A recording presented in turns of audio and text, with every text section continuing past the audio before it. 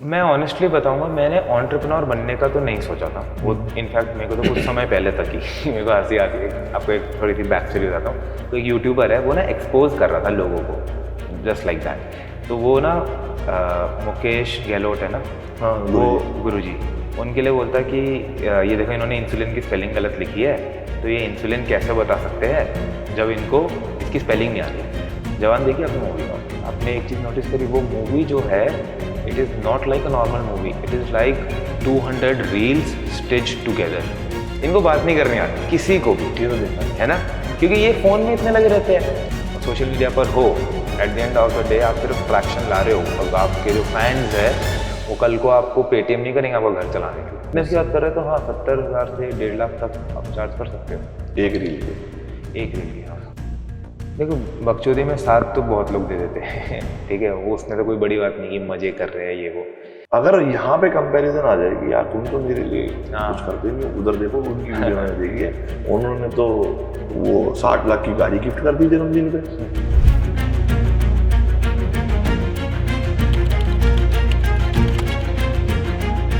तो वेलकम हमारे यश भाई हमारे पॉडकास्ट पे। सबसे पहले तो इंट्रोडक्शन मैं देता हूँ आपको, उसके बाद आपसे पूछेंगे। तो यश शर्मा एक मेन यूट्यूबर थे, अभी नहीं है बिकॉज ये एंटरप्रेन्योर बन चुके हैं। यूट्यूब पे इनका चैनल है, स्ट्रॉन्गेस्ट यूट्यूब चैनल के नाम से ये बोलते हैं, जो बहुत अच्छी चीज़ है। एक खास बात जो मुझे आपकी लगती है, आप पहले पढ़ते हो, बनाते हो, तब लोगों को दिखाते हो, और जितना भी कंटेंट आपका यूट्यूब एंड इंस्टाग्राम पे है वो बहुत क्रीम है। व्यूज से कभी मैं जज नहीं करूंगा बिकॉज व्यूज फ्लैक्चुएट होते हैं, लेकिन जो मेहनत पीछे की है वो बहुत अच्छी करते हो आप। दूसरा, आप एंटरप्रेन्योर हो। तीसरा, आप एक कंपनी रन करते हो जो हम जैसे लोगों को भी काम देती है। तो वेलकम भाई, थैंक यू सो मच हमारे पहले पॉडकास्ट में। री जर्नी में शुरू कर रहा हूँ इंटरेस्टेड होके, और उम्मीद करूंगा आपको भी मजा आएगा और लोगों को भी। अब बताइए यश शर्मा कौन है? अरे सबसे पहले तो मेरा बहुत बहुत सौभाग्य है आपके नए पॉडकास्ट पे मैं पहला गेस्ट हूँ। आपको कॉलेज में देखा था MTV रोडीज के ऑडिशन पर। इतना पुराना हो गया? शिट। मतलब तब मैंने सीरियसली जिम करना शुरू करा था। जिम तो जाते थे बट तब थोड़ा होता ना बॉडी बिल्डिंग एस्थेटिक्स के बारे में पता चला था, और किसी इंडियन को इतना मस्कुलर मैंने देखा नहीं था। ऐसे यूट्यूब पर भी ज़्यादा वीडियोस तब होती नहीं थी, तो आपको देख के तो मैं हिल गया था। मैं कहा ये कैसे मुमकिन है, इतने बड़े बाइसेप, ये वाले मसल क्या करते हैं। मैं अपने ट्रेनर को दिखा रहा था, मैं ये मसल कौन सा, ये मसल कौन सा। तो thank you so much invite करने के लिए। अरे ये तो मतलब मैं तो बहुत दिन से चाह रहा कि आप आए, क्योंकि मैं ही शुरू नहीं कर पा रहा था। मैंने आपको फोन पे भी बोला है कि भाई आपके साथ मुझे बहुत चीजें बातें करनी है, क्योंकि सिर्फ बॉडी बिल्डिंग और फिटनेस के अराउंड नहीं है, लाइफ उसके बाहर भी है। तो और बताइए अपने बारे में। तो मेरी जर्नी शुरू हुई 2014 में, जब मैं कॉलेज के पहले दिन क्लास में बैठा। मेरे को रियलाइज हुआ कि यार ये तो गलत फंस गया क्योंकि पहले दिन ही बच्चे क्लास में गेट के एग्ज़ाम के लिए कहाँ जा रहे हैं उन्होंने डिसाइड करा था। मुझे गेट क्या होता है ये भी नहीं पता था। मेरे को ये था कि यार ये वाला काम में तो बात नहीं बनने वाली। तो तब से ही मेरी एक्चुअली जर्नी शुरू हो गई थी। मैं बुक्स पढ़ने लग रहा था, मैं देख रहा था मैं और क्या कर सकता हूँ क्या कर सकता हूँ। फिर मुझे श्रेयस कामत करके एक बंदा है, उनका भी यूट्यूब चैनल हाँ, था, जिसको इंडिया का पहला फिटनेस यूट्यूबर कहते हैं। इंग्लिश में वीडियो बनाते इंग्लिश में वीडियो बनाते थे। तो मैंने उनका यूट्यूब चैनल देखा, उनका ट्रांसफॉर्मेशन वीडियो देखा 2015 में, और मेरे को लगा कि यार ये एक पाथ है जो फॉलो कर सकता है। उस टाइम स्पॉन्सरशिप्स, यूट्यूब में पैसा, ऑनलाइन कोचिंग कुछ नहीं होता था। बस मेरे को लगा कि हाँ एक राह दिखी। मैं कहा चलो बस फॉलो करते हैं ब्लाइंडली, और उन्होंने थोड़ा बहुत गाइड भी करा और काफ़ी सपोर्ट करा मेरे को। तो मैंने शुरू करी जर्नी एज अ यूट्यूबर। फिर ऑनलाइन कोचिंग देने लगा। फिर मैं रुक गया क्योंकि ग्रोथ नहीं हो रही थी यूट्यूब पर। कौन से साल में ऑनलाइन कोचिंग दे रहे थे? मैं 2016 से दे रहा था, फिर 16-17 मैं सिर्फ ऑनलाइन कोचिंग दे रहा था। फिर 2018 से मैंने वापस यूट्यूब पर आने की डिसाइड करा, क्योंकि मैंने अभिनव महाजन और शरद कालरा करके 2 यूट्यूबर हैं, उनके साथ मैंने कोलैब करा था जब मेरे थे आई थिंक 5000 फॉलोअर, और उनके 2-2, 3-3 लाख हो गए थे। एंड सडनली मैंने उनको ऑब्जर्व करा कि यार काफ़ी लैविश लाइफस्टाइल जी रहे हैं।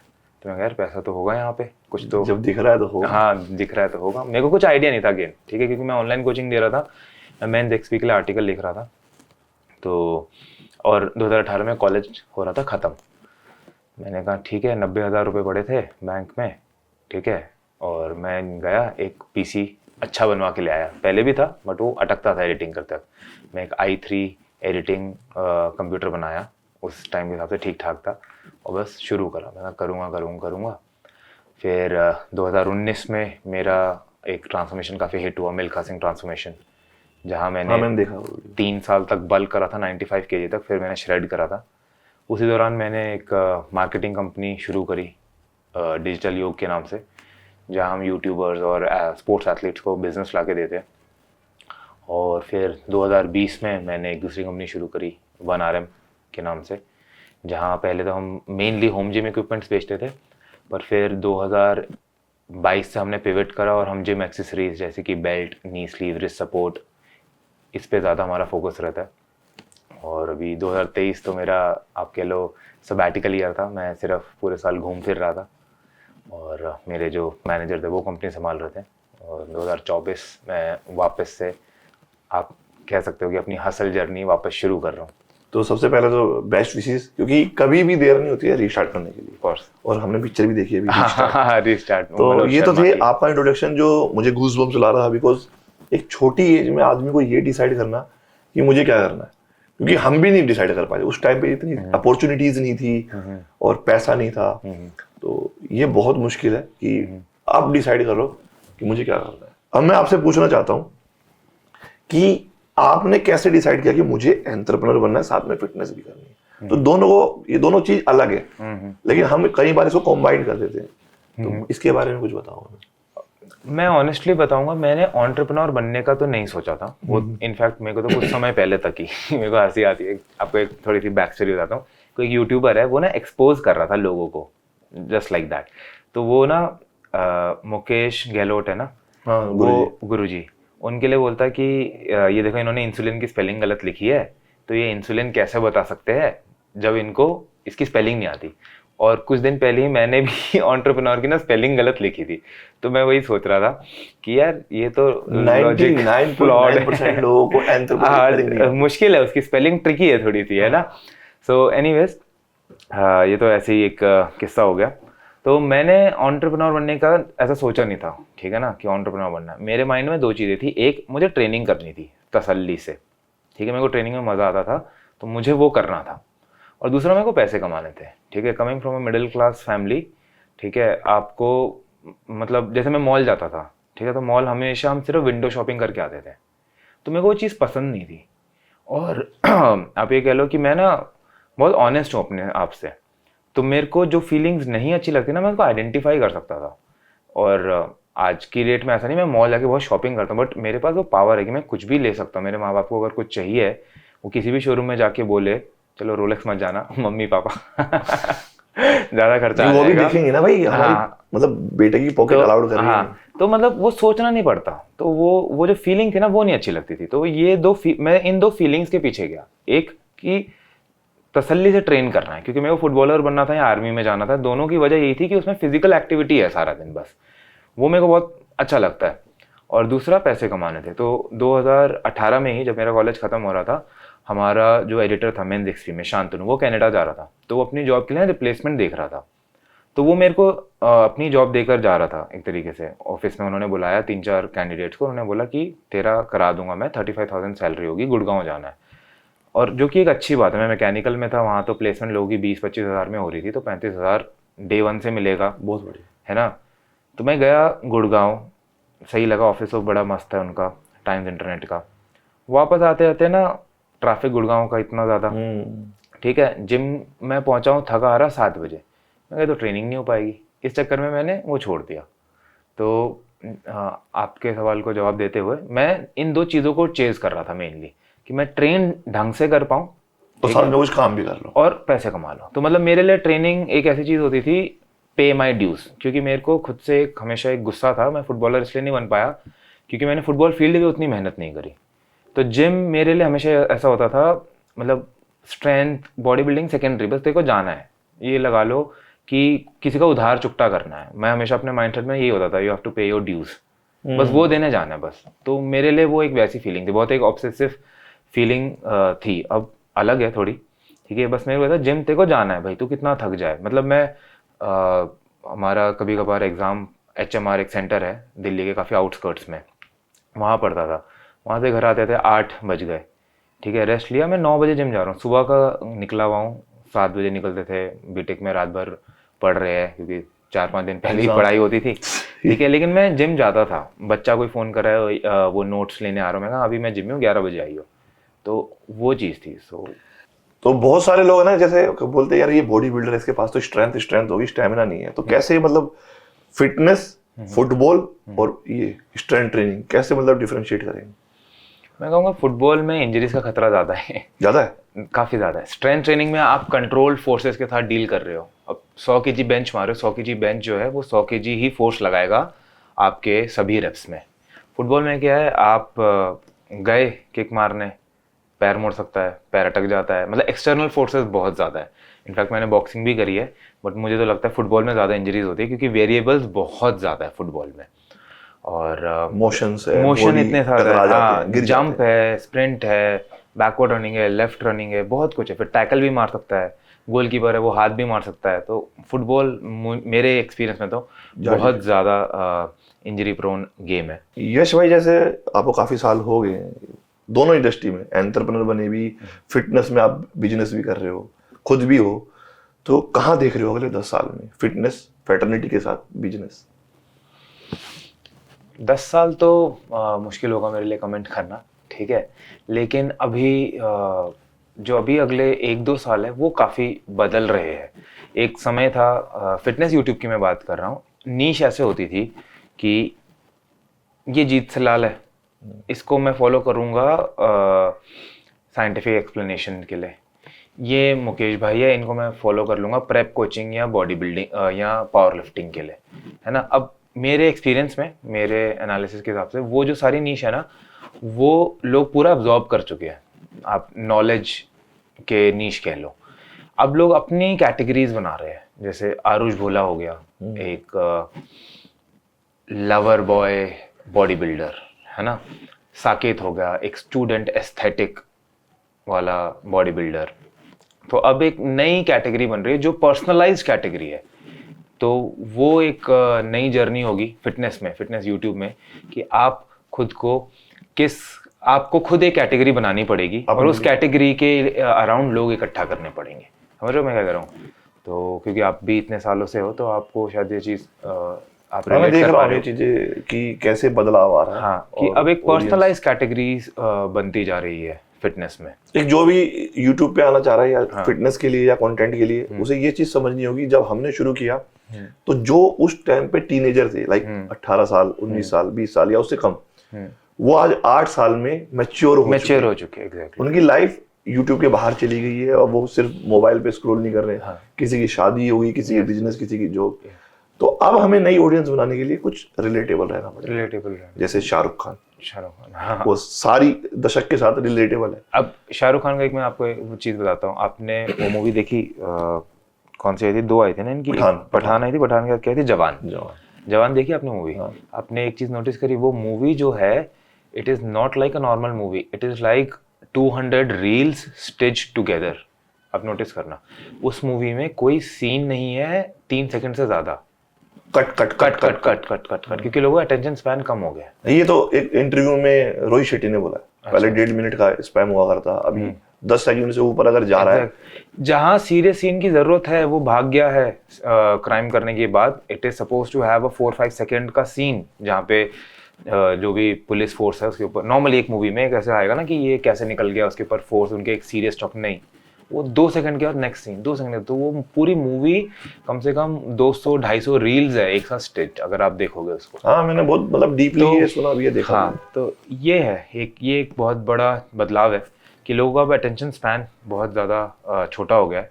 तो उसके हिसाब से आपको एक दूसरा मुझे ऐसा लगता है, जैसे कि पहले हम किसी वीडियो को बताने के लिए 8 से 10 मिनट लेते थे, उसी वीडियो को हम 1 मिनट में कन्वर्ट कर रहे हैं। Same content, cut shift. तो वो ऑडियंस ज्यादा देख रही है, और सोशल मीडिया जितने भी ये है, लाइक इंस्टाग्राम, यूट्यूब शॉर्ट्स, वो खुद भी उसी चीज को फोर्स कर रहा है कि तुम शॉर्ट पे आ जाओ। तो ये टेक्निकली प्लानिंग है। हाँ, वो तो है। और हमारे व्यूज या किसी और के भी वो शॉर्ट कर दिए हैं शॉर्ट की तरफ। यस।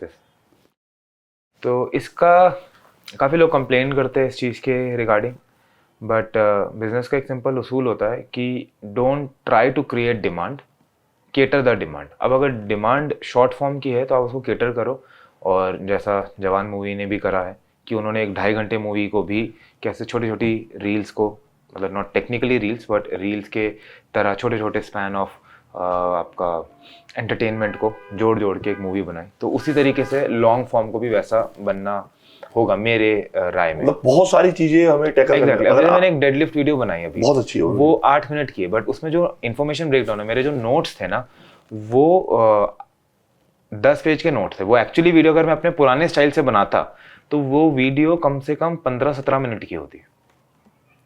तो वही है, छोटा छोटा करके उसको जितना क्रिस्प हो सके बना के तब वो 8 मिनट की बनी है।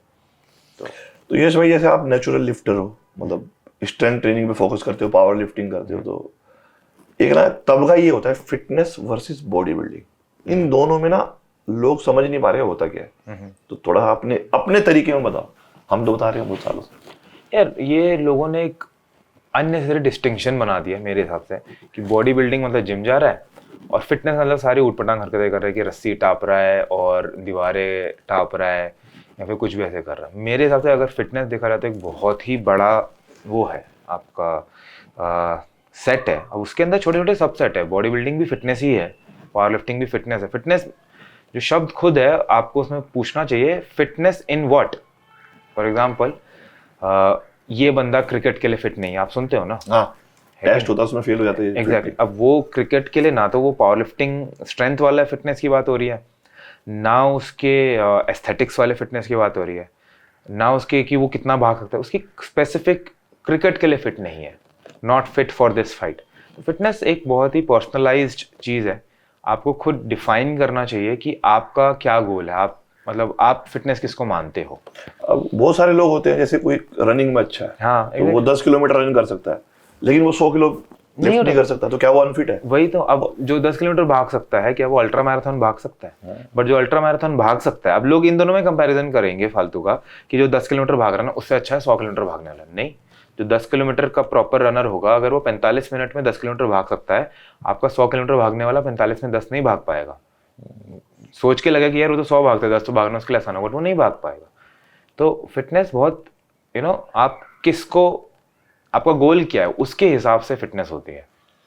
ऐसा जैसे तुमने ट्रांजिशन देखी होगी कि आज से 10 साल पहले की लाइफ एकदम से बहुत मूव हुआ है, मतलब बहुत ड्रामेटिकली चेंज हो रहा है। अब जैसे एआई आ गया, तो यूथ कहाँ है आज? अभी भी मैं तो आपको यूथ ही मानूंगा, अभी इतनी एज नहीं है आपकी, लेकिन जो 10 साल में पीछे एकदम से बहुत ज्यादा लाइफ चेंज हुई है। मोबाइल, इंटरनेट, वाईफाई, ये बहुत सारी चीजें, अब एआई आ गया, आर्टिफिशियल इंटेलिजेंस। तो आज का यूथ कहाँ देख रहे हो?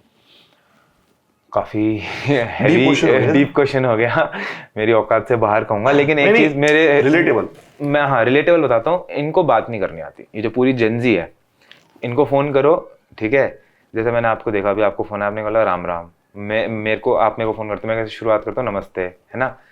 जेनजी को फोन कर रहे हो, क्या बोलते हैं? हाँ। इनको बात नहीं करनी आती किसी को भी, ये तो देखा है ना, क्योंकि ये फोन में इतने लगे रहते हैं, फोन में लगे रहते हैं, लोगों से बातचीत इनकी कम है, इनका कम्युनिकेशन स्किल है जीरो। मेरे तो खुद अब कंपनी में जब हायरिंग होती है, मैं कोशिश करता हूँ मैं जेनजी अवॉइड करूँ, अनलेस उसका कोई डेस्क जॉब है, एडिटिंग है, ठीक है, बट जहाँ पे भी थोड़ी पब्लिक डीलिंग है, मैं जेनजी अवॉइड करता हूँ, क्योंकि उनको बात नहीं करनी आती। बहुत काम इन्होंने खराब करे हैं मेरे तो पर्सनल एक्सपीरियंस में। तो ये एक मेरा ऑब्जर्वेशन है। और अब तो मैं क्या करता हूँ, किसी का फोन आता है ना, क्योंकि मेजॉरिटी ऐसे ही है, जेनजी फोन करो, हाँ, मैं कहा सब ठीक है, कहता हाँ क्यों, मैं तो फोन आता है तो हाय हेलो नमस्ते कुछ करना हो, मैं तो टोक देता हूँ कि चल सामने वाले का भलाई हो जाए, नेक्स्ट टाइम किसी का फोन है तो कम से कम ढंग से ग्रीट कर पाए।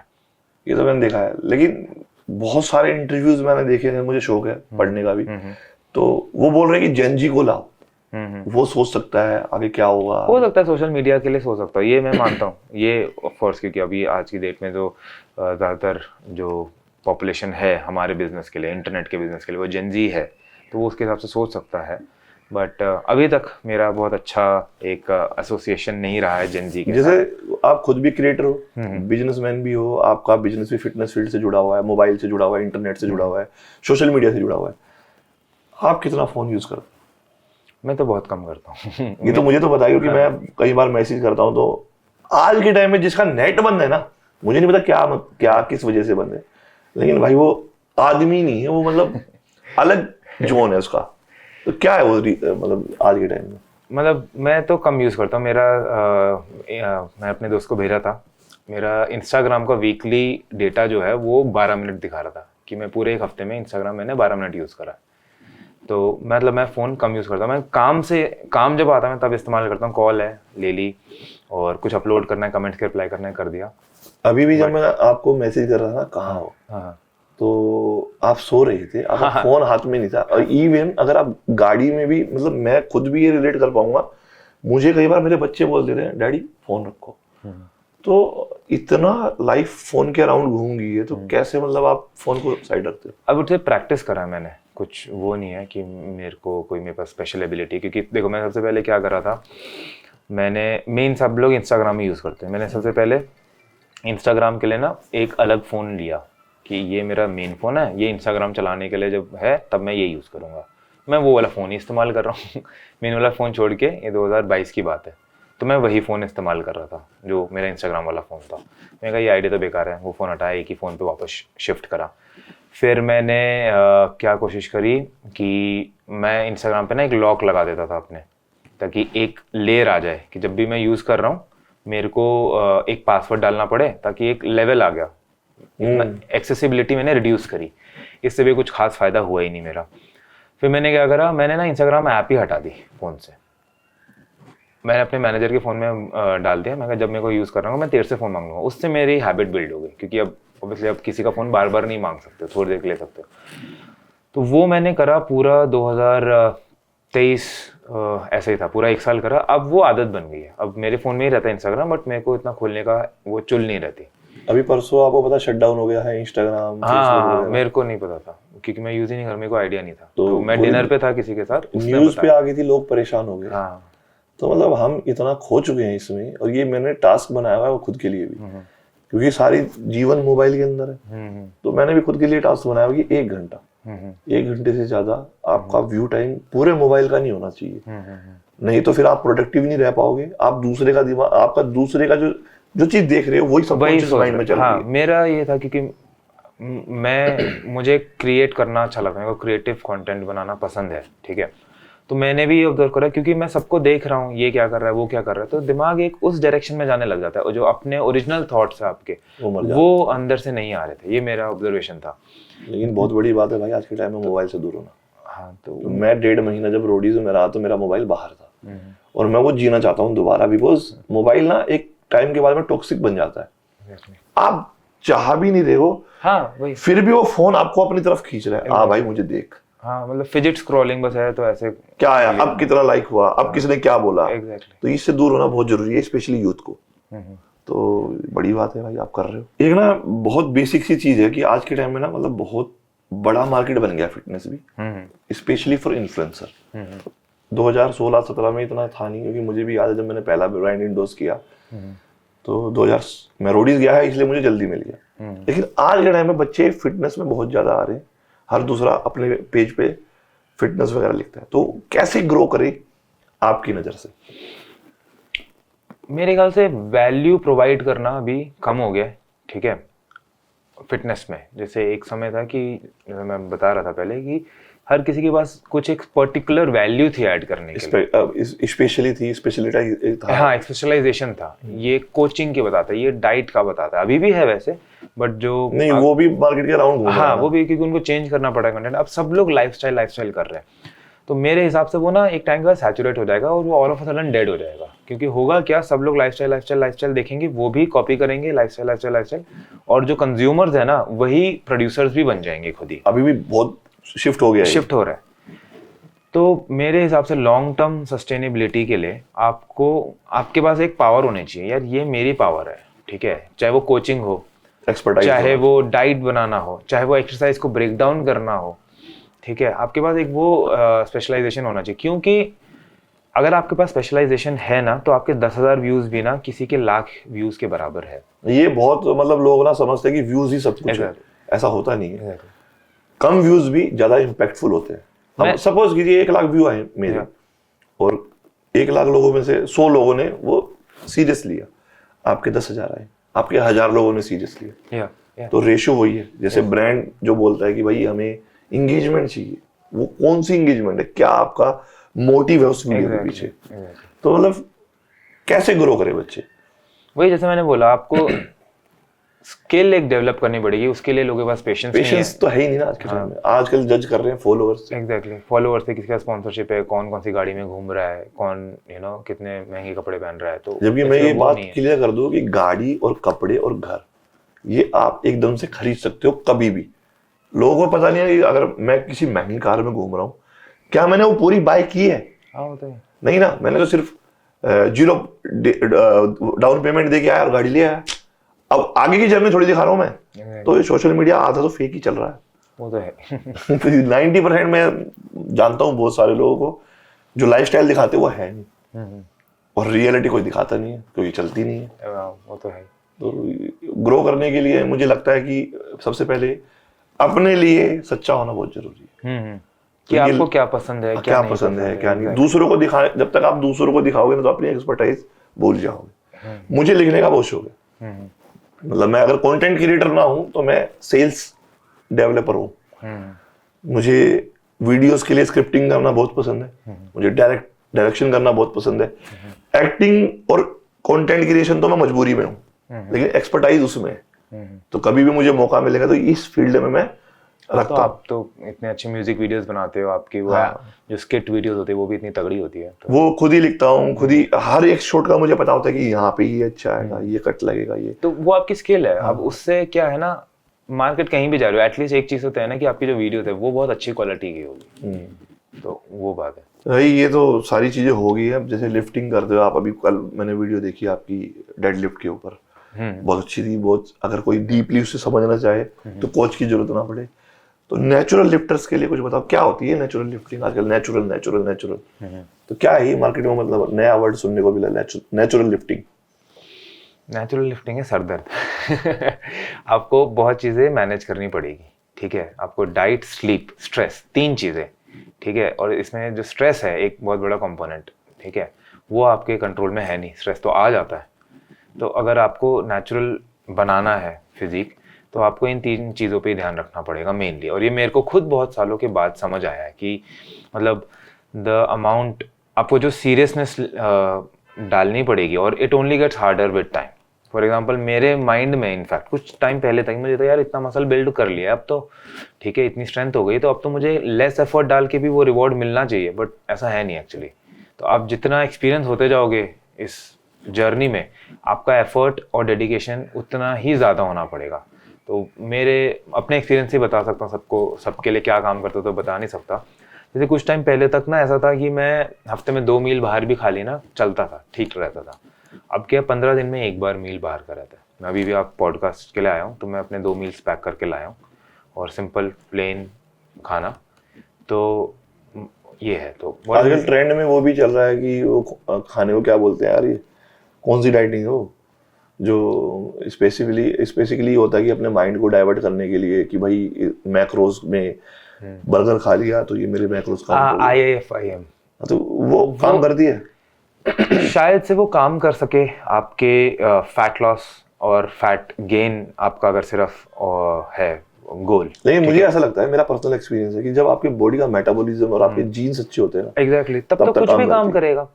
अब इट्स लाइक जैसे BMW है, ठीक है, वो नॉर्मल पेट्रोल से भी चल सकती है, बट आप उसमें हाई ऑक्टेन पेट्रोल डालोगे तो इंजन की लाइफ बेटर होगी, वो अच्छे परफॉर्म करेगी। तो सेम चीज़ है, आप बर्गर खा के भी बॉडी बना सकते हो। बट जो एक डाइट फिलहाल मैं फॉलो कर रहा हूँ, इट्स लाइक सिंपल, जो पुराने बॉडी बिल्डर्स नहीं फॉलो करते थे, सिंपल लाइफ, प्लेन चावल, ठीक है, ग्रिल्ड चिकन, वेजिटेबल्स, वो डाइट मैंने जब से फॉलो करी है, ठीक है, मेरे एनर्जी लेवल्स जो मेरे 22-21 साल की उम्र में थे ना, वो वैसे हो गए।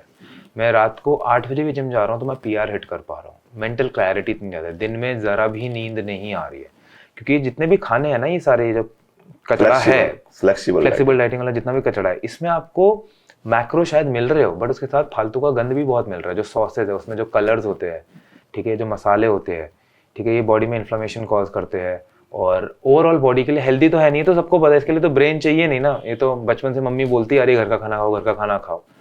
तो आप कर सकते हो, उससे बॉडी बना सकते हो। जब मैं प्रेप कर रहा था ना, मैंने अपने कोच को बोला, ओमार को, कि यार कुछ खाना चेंज कर दो ना, अंडे की जगह चिकन कर दो। तो मुझे स्ट्रिक्टली ये बोला यार एग है तो एग है, इसका बॉडी अलग से एब्जॉर्ब करती है, इसका तरीका अलग है। एग्जैक्टली।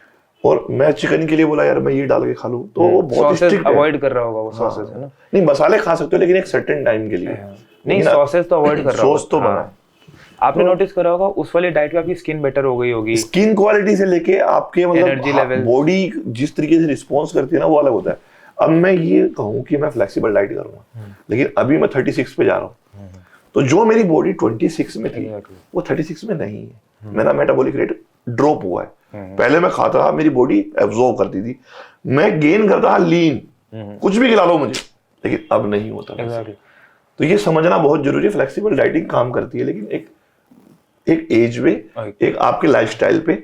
अब आप लाइफस्टाइल खराब कर लो और ऊपर से फ्लेक्सिबल डाइटिंग। दूसरा मेरे हिसाब से फ्लेक्सिबल डाइटिंग को प्रमोट करा जाता है कि आसान है, लेकिन मेरे हिसाब से तो ज्यादा सरदर्द है। आप बताओ, आपने सुबह बर्गर खा लिया, अब आप मैक्रोज ही तो कैलकुलेट करते रह जाओगे कि अब मैंने बर्गर खा लिया है तो अब मैं लंच में कितने मैक्रोज कम करूं, एडजस्ट करूं, इवनिंग स्नैक में कितने करूं। माइंड तो वहीं पे घूम रहा है। अब मेरा क्या है, मैं एक बारी में 4 डब्बे पैक करता हूँ, ठीक है, खाना ब्लैंड है, ओल्ड स्कूल बॉडी बिल्डिंग, लेकिन अब मैं सारा दिन फ्री हूँ। अब आपने यहाँ बुलाया, अब आप ले चलो कि चल मुरथल होकर आते, मेरे को कोई दिक्कत नहीं, मैं डाइट तब भी फॉलो कर लूंगा, मेरे 2 मील मेरे पास है, तो इससे तो मेरा काम आसान हुआ ना। फ्लेक्सिबल डाइटिंग मुझे लगता है वहां काम आती है जब आप ट्रैवल कर रहे हो और आपके पास रिसोर्सेज नहीं है खाना बनाने के या एकदम से वो लेने के। उसको डाइटिंग भी नहीं कहेंगे, मैं कहूंगा फ्लेक्सिबल मैक्रो इनटेक। डाइटिंग तो भाई डाइट होती है, लाइक 100% होती है डाइट। अगर आप शब्द लगा रहे हो डाइटिंग तो इट शुड बी 100%। तो फ्लेक्सिबल डाइटिंग जो है प्रोटीन इनटेक पूरा करने में काम आ सकती है, बट उसको हर रोज डाइट में डाल के मेरे एक्सपीरियंस में तो लाइफ मुश्किल ही हो रही थी। क्योंकि अब मैंने जैसे बाहर कुछ खा लिया, अंडे बना लिए, हाँ, अब उसमें तेल ज़्यादा डाला होगा तो मैं एज्यूम करूंगा कि यार 20 ग्राम तेल ज़्यादा हो गया होगा, तो अब जब रात को होल एग्स खाने हैं तो उसमें एग्स हटा दूँ, योग्स हटा दूँ।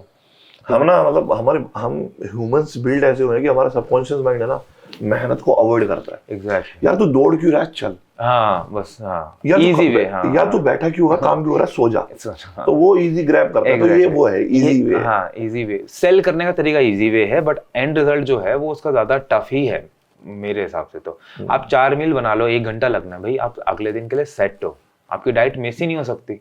हाँ, वहाँ पे रोज ढूंढ रहे हो यार चावल में क्या मिलाऊं, चावल में क्या मिलाऊं, हाँ। और ऐसा नहीं है, मैं अभी ट्रैवल कर रहा तो सब चीजें अवेलेबल है हर जगह। हाँ, अब सबसे अच्छी चीज तो ये है। अगर आप वेजिटेरियन हो तो थोड़ी सी रिस्ट्रिक्शन थोड़ा मुश्किल है। अब ये सेम डाइट अगर मैं मान लो कहीं चला भी जाऊं तो चावल मिल जाते हैं हर जगह पे, हर जगह चिकन होता है तो बॉयल करके दे दे, कोई दिक्कत नहीं। मेरा डाइट किसी भी रेस्टोरेंट में, किसी भी 5 स्टार होटल में चले जाओ, किसी भी बीच पे चले जाओ, हर जगह चिकन तो अवेलेबल है। चिकन तो अवेलेबल, वेज थोड़ा वेजिटेरियंस के लिए मुश्किल है, नो डाउट। भाई हम बॉडी बिल्डिंग की बात कर रहे हैं, लेकिन करियर की बात, जैसे पावर लिफ्टर है, उसमें मुझे इतनी नॉलेज नहीं है। बॉडी बिल्डिंग का मुझे पता है कि क्या कैरियर है। तो फिटनेस में कैरियर को बिल्ड करना हो, साथ में पैसा कमाना हो, तो क्या क्या एक्सपर्टीज होनी चाहिए, क्योंकि एक बबल है इसके अंदर है और इतना बड़ा सिक्योरिटी नहीं है। अगर मैं कहूँ आज कि मैं फिटनेस में हूँ और मेरी शादी होनी है, तो जो अगली फैमिली है उनको ये ट्रस्ट नहीं आएगा कि पैसे कैसे बना ले। तो यूथ मिसगाइडेड है। हाँ, ये बात तो आपने अच्छी बोली कि अपने लिए तो पैसे कमा लोगे, बट एक फैमिली, एक जनरेशन को आगे कैरी करने के लिए थोड़ा मुश्किल है। तो उसका एंड रिजल्ट तो वही है यार। आपको देखो, अगर सिर्फ सोशल मीडिया की बात करें, आप उससे ट्रैक्शन ला सकते हैं, आपने ट्रैक्शन लिया, बट उस ट्रैक्शन का एक कन्वर्जन टू समथिंग वैल्यूएबल होना चाहिए। आप वो कुछ भी कर लो, आप कोचिंग दे दो उनको, कोचिंग दे रहे तो रिजल्ट दे दो, ये नहीं बस कोचिंग चेप दी, क्योंकि फिर कन्वर्जन आएगा, वो उनको ट्रांसफॉर्मेशन नहीं मिलेगा, फिर वो बैकफायर ही करेगा आपके पास। 1-2 साल के बाद लोगों का भरोसा उठ जाएगा। या आप ट्रैक्शन ले आए, ब्रांड बना लिया, आप कुछ सेल कर रहे हो, जैसे आप इंडियन एस्थेटिक्स में कर रहे हो, मैं बनारस में कर रहा हूँ, तो उनको सामान दो, क्वालिटी सामान दो। बहुत ब्रांड्स है, क्रिएटर्स ने शुरू करे, बहुत ट्रैक्शन आया, उनकी क्वालिटी अच्छी नहीं थी, बहुत फेमस लोगों ने करा है। और ऐसा नहीं उन्होंने जान के करा है, उन्होंने ध्यान नहीं दिया, उन्होंने वो जो वैल्यू वो प्रोवाइड कर रहे हैं वो कितनी सॉलिड होनी चाहिए उस पर ध्यान नहीं दिया। तो ये है। तो एंड रिजल्ट यही होना चाहिए कि आप सोशल मीडिया पर हो, at the end of the day आप सिर्फ ट्रैक्शन ला रहे हो, आपके जो फैंस है वो कल को आपको पेटीएम नहीं करेंगे आपका घर चलाने के लिए। तो आप उनको एंड में क्या वैल्यू देने वाले हो एंड एट व्हाट कॉस्ट, वो आपके माइंड में होना चाहिए। तो इसको मतलब मैं देखूं, अगर मैं सोशल मीडिया पे हूँ और मेरे सोशल मीडिया अकाउंट कल चले जाते हैं, एग्जैक्टली, तो मैं कौन हूँ? तो वहां दिक्कत आती है। एग्जैक्टली, जैसे 1 घंटे के लिए फेसबुक इंस्टाग्राम बंद हो गया, वहां से कमाई है, हमारी भी कमाई है, आपकी भी कमाई, सबकी कमाई है, इन्फ्लुएंसर बेसिकली। लेकिन एक वैल्यू अगर आपने अपने नाम की बनाई है तो आपको लोग ढूंढ लेंगे। यस। जैसे मैं 2016 से जिम रन कर रहा हूँ, ये नहीं है तो मैं एक पार्ट है मेरा जो मैं कोचिंग भी करता हूँ, फ्लोर कोचिंग आज भी करता हूँ। कोई मेरे से आए पूछे मैं बताता हूँ। तो वो एक्सपर्टाइज होना बहुत जरूरी है। ब्रांड बिल्डिंग करना अपने आप को, नॉट सोशल मीडिया ब्रांड, अपने आप को ब्रांड बिल्ड करना बहुत जरूरी है कि हु एम आई। एग्जैक्टली, कि हाँ अगर मेरा पेज नहीं भी है तो मैं कौन हूँ। तो यहाँ पे लैग करते हैं।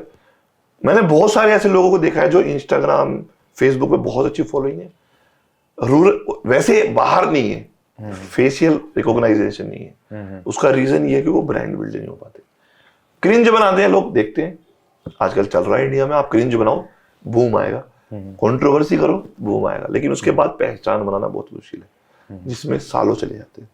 लाइफ भी कम पड़ती है एक पहचान बनाने में। अभी पीछे ना एक बहुत छोटी सी बात को बहुत बड़ा बनाने की कोशिश की गई, बिकॉज बदनाम ना होंगे तो क्या नाम ना होगा, ऐसी कहावत भी है।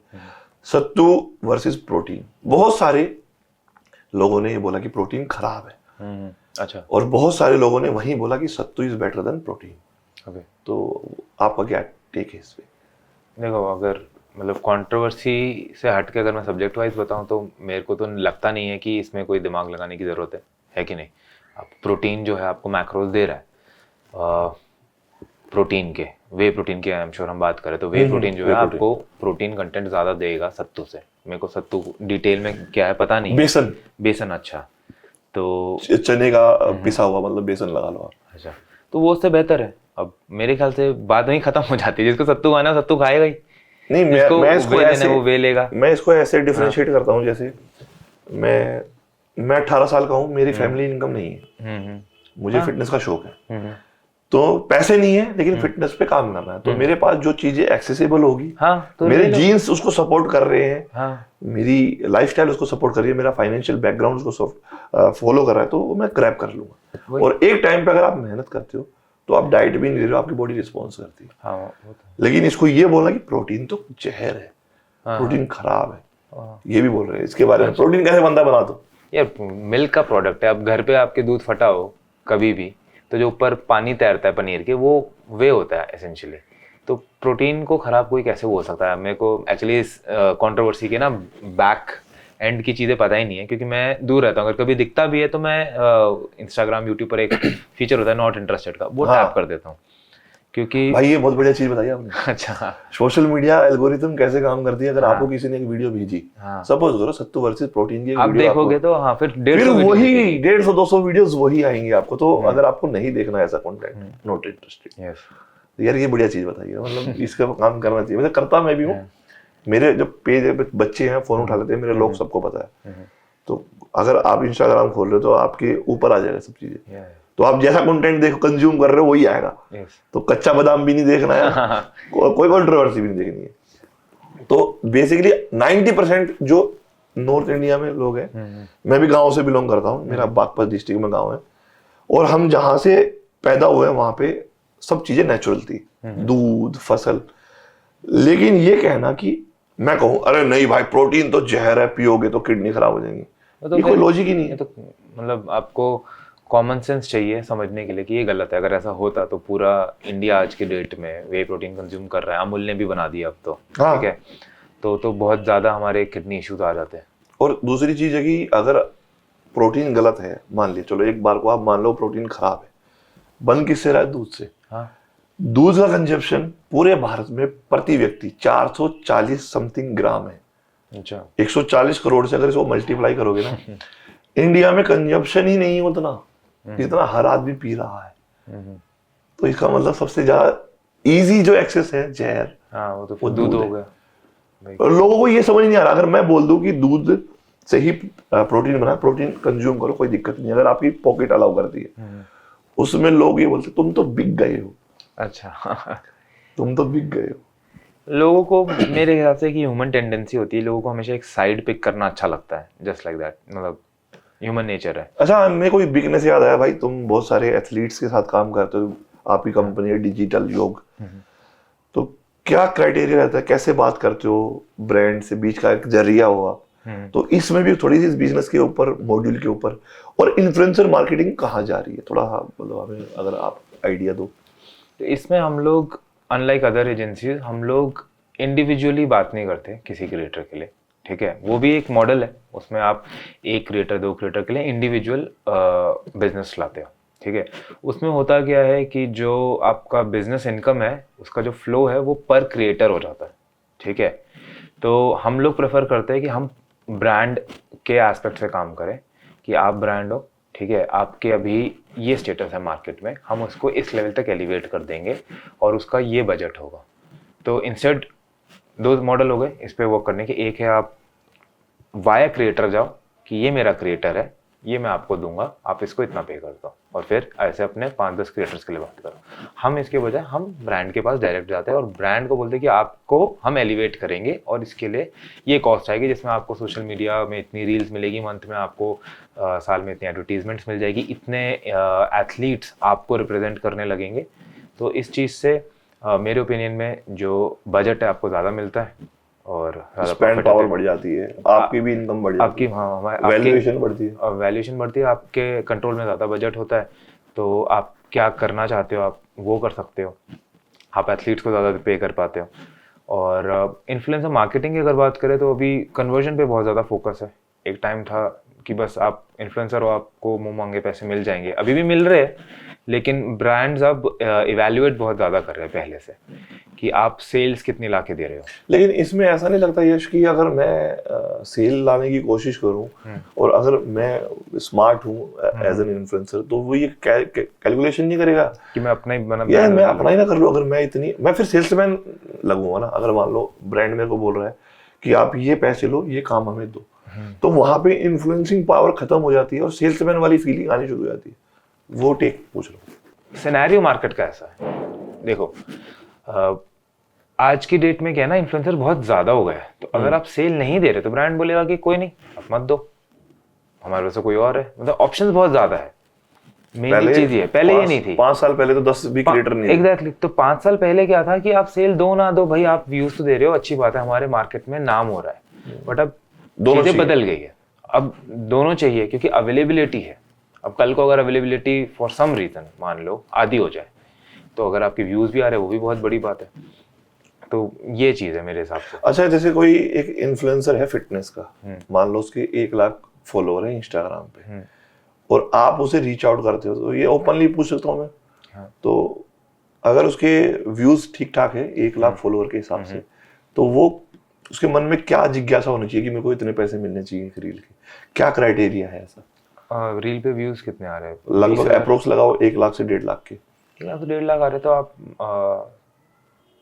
70,000 से 1.5 लाख के बीच कहीं भी आपकी क्या क्वालिटी है, क्योंकि जब जैसे एक कैटेगरी होती है लग्जरी कैटेगरी, उन लोगों के व्यूज़ बहुत कम आते हैं एक्चुअली, क्योंकि बहुत छोटा नीश है जिनको लग्जरी में लोग फॉलो करते हैं, ठीक है, बट वो काफ़ी ज़्यादा चार्ज करते हैं। मैं फिटनेस की बात कर रहा हूँ। अच्छा, फिटनेस की बात कर रहे हो तो हाँ, 70,000 से 1.5 लाख तक आप चार्ज कर सकते हो एक रील के। हाँ। और अगर वही व्यूज 5 लाख से ऊपर मिलियंस के बीच में हो तो हर मतलब फॉलोअर्स डिपेंड नहीं करता है, लेकिन उसके लड़के, जो भी लड़का या लड़की, अगेन इसमें एक चीज कैटेगरी क्या आ रही है, आप वैल्यू दे रहे हो इसलिए आ रही है, लोग आपको अप्रिशिएट कर रहे हैं, या वैल्यूबल है, तो वैल्यूबल है तो आराम से 2.5 से 5 लाख भी आप चार्ज कर सकते हैं। हमें क्यों नहीं दे रहे फिर लोग? हमें क्यों नहीं दे रहे, इतने कम कैसे है हमें? तो वही मतलब, और एक चीज और पूछना चाहूंगा इसमें, फिटनेस में स्पेशली गर्ल्स वर्सेस बॉयज, तो उसके एस्पेक्ट से क्या रेशियो, क्योंकि गर्ल्स के व्यूज ज्यादा है, चाहे वो फिटनेस में हो चाहे वो कहीं भी हो, लेकिन मुझे ऐसा लगता है ब्रांड एस्पेक्ट से कुछ डिफरेंस। हाँ, डिफरेंस है, क्योंकि देखो मैंने तो काम करा है, तो मुझे तो व्यूज कितने आ रहे हैं, सेल कितनी हो रही है, दोनों चीजें पता है, ठीक है। तो फॉर सम रीजन अभी इंडिया में गर्ल्स की सेल्स नहीं आती फिटनेस में, ठीक है। उसकी क्या वजह है? लोगों की मेंटालिटी है कि हाँ मैं इसको फॉलो कर लेता हूँ, बट खरीदूंगा तो वही जो रूबल भाई बोलेगा। तो ये चीज़ है। इसमें लड़कियों ने खुद को कैसे पोर्ट्रे करा है वो बहुत एसेंशियल है, ठीक है। लड़कियों ने खुद को as a authority okay portray नहीं करा है। वो अपनी रील्स डालती है मतलब, और वो निकल जाती है जैसे एक देखो ना अथॉरिटी की, यार ये लड़की है, इसकी नॉलेज है, ये स्ट्रांग है या फिर कुछ है जो मैं इससे सीख सकता हूँ। वो शायद अभी लड़कियां नहीं कर पाई है फिटनेस में एटलीस्ट, ठीक है। कुछ है जो कर रही है, बहुत कम है वो, ठीक है नहीं एक दो मेरी नोइंग में है। मैं अवार्ड शो के लिए पिछली बार गया था गोवा, वो बहुत कम है ना। आप देखो कितनी मतलब आई वुड से कितनी 500 में से नहीं, इतना बड़ा नंबर तो फिटनेस में होगा भी नहीं लड़कियों। मतलब मैं अगर रेशियो का करूँ 100 में से 2 भी आप नहीं कह सकते कि 100 में से 2 लड़कियां होंगी जो एज अ फिटनेस की अथॉरिटी, क्योंकि कंटेंट में शिफ्ट हो गया ना। मुझे ऐसा लगता है कि कंटेंट बनाने का मतलब ये नहीं है कि गाना चल रहा है आप वॉक कर दिए। एग्जैक्टली वो कंटेंट तो कोई भी बना लेगा, उसमें फिर डिफरेंस क्या रहा। एक मजबूत कंटेंट क्रिएटर में जो आपकी बातों में वैल्यू है, जो आपने स्टडी की है, जो आपकी बातें कुछ समझाना चाह रही है उसमें, और बॉडी शॉट दिखा के मान लो मैं ही हूँ, मुझे किसी ब्रांड ने अप्रोच किया है और मैं डब्बा उठाया पिया और चल दिया, वॉक कर दी, तो उससे किसको क्या समझ में आ रहा है। और 90% होता ही है। तो एक अच्छा इन्फ्लुएंसर बनने के लिए मैं अब आपसे एथलीट के तौर पे बात नहीं कर रहा हूँ, एक अच्छा इन्फ्लुएंसर किस तरह का होना चाहिए एज ए ब्रांड, आप क्या सजेशन देते हो? उसके पास एक वही बात रिपीट हो रही होगी मेरे ख्याल से, बट उसके पास एक सेट ऑफ वैल्यूएबल नीश होनी चाहिए कि ये पावर लिफ्टिंग है तो ये इसके पास है, ठीक है, और साइंटिफिक नॉलेज एक्सरसाइज वाली वो इसके पास है।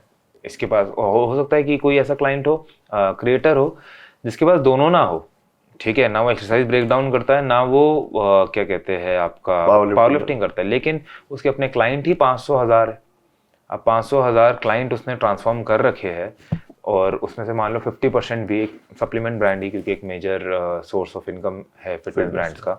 तो आप सोचो अगर उसके 500 लोग भी 3,500 का वे प्रोटीन हर महीने खरीदते हैं तो काफ़ी अच्छी सेल्स हो जाएगी उस केस में भी। जैसा बहुत सारे लोग अभी जनरेशन को देख के या पुराने क्रिएटर्स को देख के, लाइक आप हो, जीत सलाल, कोई भी, राजवीर, गुरुमान, इनको देख के फिटनेस में आना चाहता है कि उन्हें लगता है कि लाइविश लाइफ जीते हैं तो ये कमा रहे हैं फिटनेस। मैं तो सिंपल लाइफ जीता हूँ, क्या लाइविश मतलब औरों का नाम ले लो, जैसे बाहर रहते हैं, लग्जरी कार चलाते हैं, तो ये कैसे पैसे कमाते हैं। और अगर कोई नया एंटर करा, क्योंकि मेरी टीम में भी कई बच्चे हैं जिन्हें स्पॉन्सरशिप चाहिए लेकिन थोड़ा मेहनत नहीं करते हैं, तो उसके लिए मतलब क्या क्राइटेरिया, क्या करना चाहिए?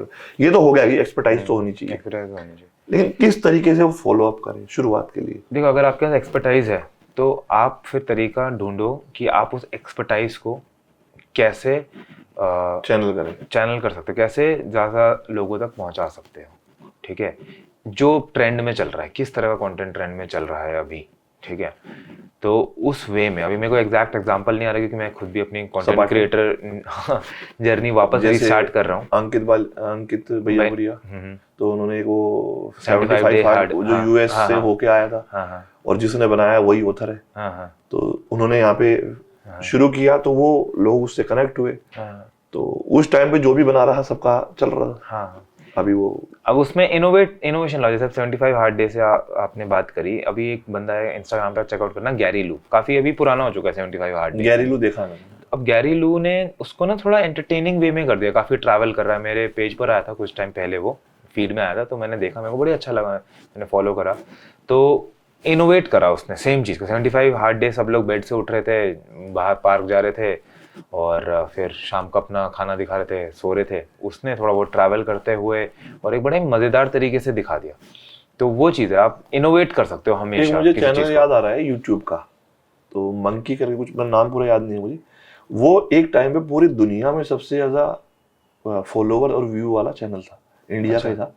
5 साल पुराना चैनल था, तो उसने क्या किया, इनोवेशन के तौर पे उसने पूरा इंडिया भ्रमण किया और शॉर्ट्स से शुरू किया।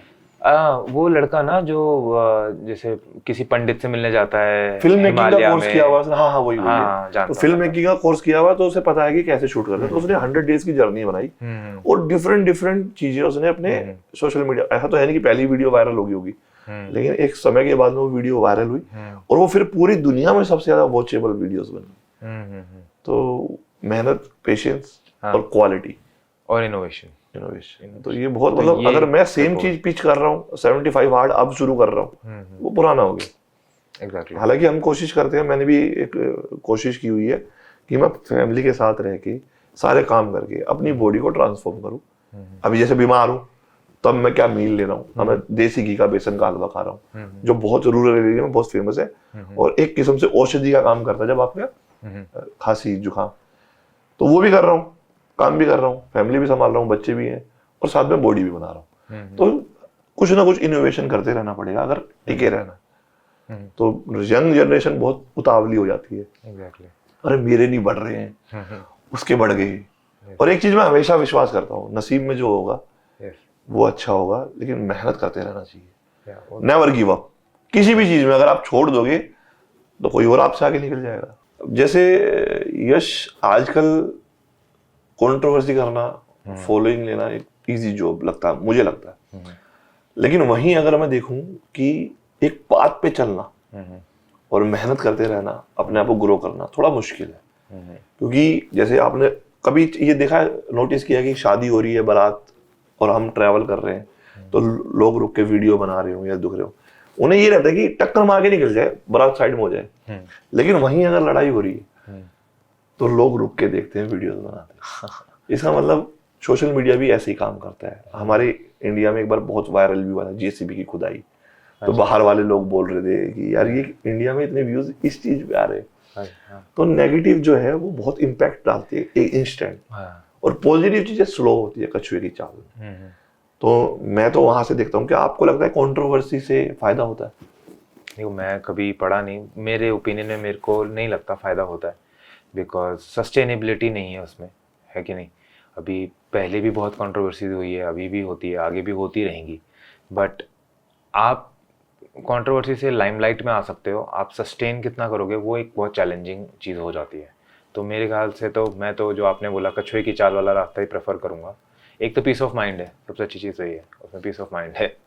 हाँ, तो क्योंकि आपको ये नहीं देखना अच्छा मेरे बारे में ये बोला, अच्छा उसने ये बोला, ये कमेंट आ रहे हैं, फैमिली को बोला। तो और जो आप इम्पैक्ट क्रिएट कर रहे हो वो भी एक पॉजिटिव इम्पैक्ट, आपको अच्छा लगे कि हाँ मैंने ये करा, मैंने एजुकेट करा किसी को, मैंने किसी को एंटरटेन करा, ठीक है ना, मैंने ये कॉन्सेप्ट ब्रेक डाउन करा। तो आई थिंक वो एक व्हाट इज मेंटल हेल्थ। यश के हिसाब से पीस, हैप्पीनेस क्या है?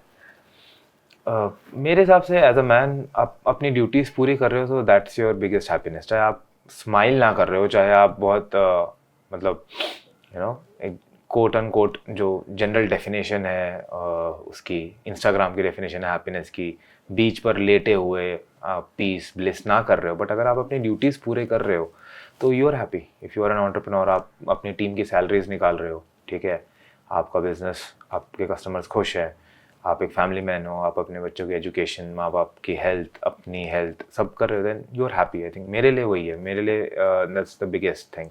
मैं अपनी ड्यूटीज़ कर रहा होता हूँ तो आई जस्ट फील हैप्पी। आप अभी 27 से 28 साल के हो, पिछले 6-7 साल से बिजनेस कर रहे हो। सक्सेस का मायना क्या है यश शर्मा क्या नजरों में? सक्सेस का मायना ये है मेरे हिसाब से कि बाई चांस मेरे को अगर काम ना भी करना पड़े तो मैं सर्वाइवल मोड में ना जाऊं। हाँ, सर्वाइवल मोड में ना जाऊं मैं। यार तू पहला क्रिएटर है मेरे भाई जो यूट्यूब पे अच्छे व्यूज आते आते शट डाउन करता है, निकल जाता है। इंस्टाग्राम अच्छे व्यूज आते हुए जनरेट करते हुए बंद करता है, निकल जाता है। बाय।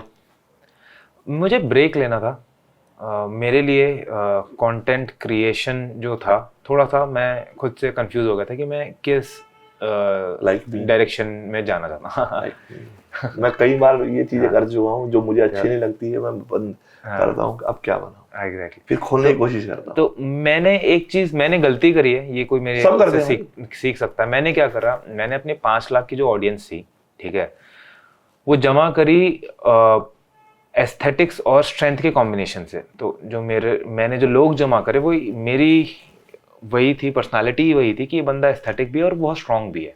यूजुअली दोनों में से एक ही होते हैं, है ना। आप या तो स्ट्रांग होते हो तो थोड़े से बल्की होते हो, एस्थेटिक होते हो तो आप ज़्यादा मशीन वर्कआउट कर रहे हो। मैं उसका कॉम्बिनेशन था। और उसके बाद मैंने क्या करा, मैंने कहा कि भाई तुम्हें जो अच्छा लगता है वो लगता रहे, भाई मैं तो बॉक्सिंग करूँगा। मुझे बहुत अच्छा लग रहा था बॉक्सिंग, बट मैंने कहीं ना कहीं ऑडियंस डाइवर्ट कर दी। ऑडियंस, हाँ, मैंने अपनी ऑडियंस का नहीं सोचा, ठीक है। और वो वही बात है, you have to in Rome you do what the Romans do. आप जो गेम खेल रहे हो आपको उस गेम के हिसाब से ही अपने एक्शंस लेने पड़ेंगे। लेकिन इसमें आपको ऐसा नहीं लगता कि जो आप अपने लिए चाह रहे थे आप वो कर रहे थे? बट देन एग्जैक्टली उस टाइम मैं भी यही सोच रहा था, जो मैं अपने लिए चाह रहा था मैं वो कर रहा हूँ, बट देन लोग भी तो वही करेंगे ना जो वो चाहते हैं, समझ रहे हो? वो देखना नहीं चाहते, वो देखना नहीं चाहते एग्जैक्टली। भी उनके पास बॉक्सिंग के, अगर किसी को बॉक्सिंग देखनी तो और दूसरे नाम है। नहीं, बात ये नहीं कि उनको बॉक्सिंग देखनी तो और दूसरे नाम है, उनको बॉक्सिंग की नॉलेज नहीं है। यार मैंने तेरे को फोन किया है, याद हो तेरे को, मुझे बॉक्सिंग करनी है। वो क्यों करनी है? क्योंकि मुझे बहुत वो इंटरेस्टिंग लग रही थी। जब मैं वॉलीबॉल खेलता था इंदिरा गांधी स्टेडियम में, और मेरे को हमेशा ना जीवन में किसी भी एक चीज में बंद के रहने का शौक नहीं है, चाहे वो काम करे चाहे ना करे। मैं क्रिकेट भी खेलता हूँ और बहुत अच्छे लेवल पे खेल सकता हूँ। मैं फास्ट बॉलर भी था, ऑलराउंडर था। वॉलीबॉल नेशनल भी खेला हूँ। आईजी इंदिरा गांधी स्टेडियम में खापरा कोच होते थे, यहाँ पे ढाका में 9 में दिल्ली की टीम होती है, वहां भी खेला हूँ।